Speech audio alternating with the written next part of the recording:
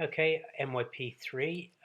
Here's a new summative. It says you are working for a golf ball manufacturer and your boss doesn't understand why a solid ball with 2 times the diameter of another should weigh 8 times as much. So if you think of a ball that's just, let's say, 1 centimeter across, if you have another ball that's 2 centimeters across in diameter, it's not going to weigh 2 times as much, it's going to weigh 8 times as much.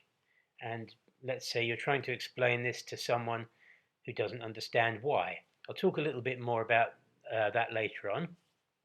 So it says, using materials available to you, rubber bands, plasticine, I used Play-Doh last year, make 2 similar balls of different sizes.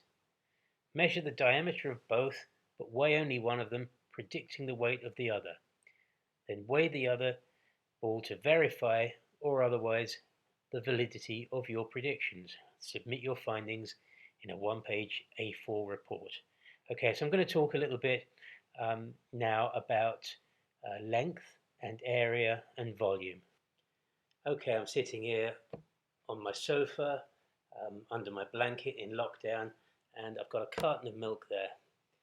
So I want you to look at that carton of milk and then think about a carton of milk that is exactly twice as big in terms of lengths. So it will be twice as wide,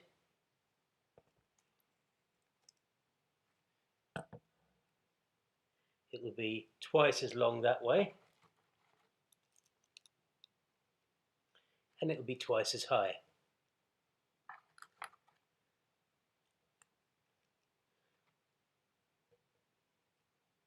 So a possible mistake might be to think that the big carton of milk that's twice as long, twice as high, twice as wide would weigh twice as much.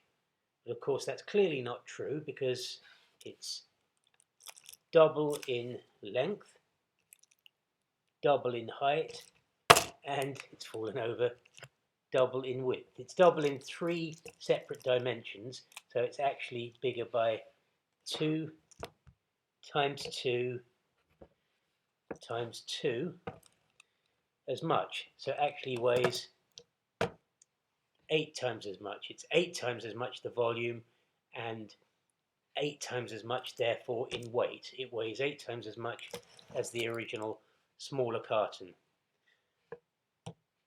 So this summative is all about explaining why if something is twice as long in length, then it's 4 times as much in area because it's 2 times 2 makes 4, 2 squared is 4, and it's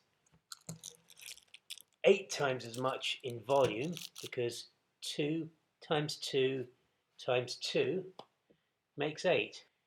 Okay, so for this summative, let's say I've made 2 balls out of Play-Doh, and I measure them, and they're 5 centimeters across and 9 centimeters across in diameter. So I've denoted that with a small d and a big D for the big ball, so 5 centimeters and 9 centimeters. And then I weigh the small one, and it's 82.4 grams. So how much am I expecting the big one to weigh?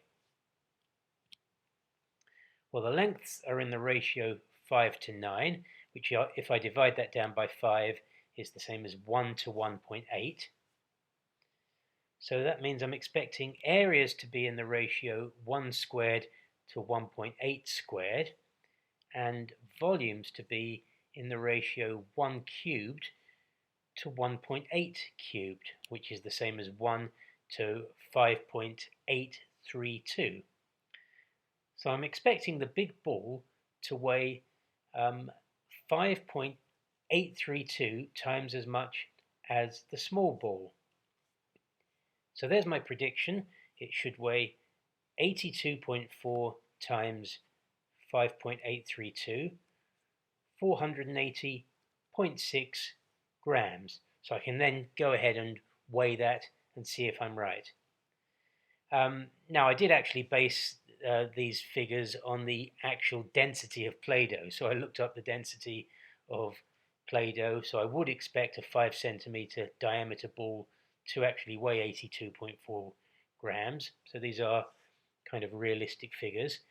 Um, what I've found in the past, trying to measure the diameter of a ball uh, against a ruler is a little bit difficult because the widest part of the ball isn't necessarily next to the ruler because it's in 3 dimensions and it's not touching the ruler. So just do be aware that there is a little bit of problem with measuring that and um, getting it against the right place in a ruler, and think about how you're going to accurately do that.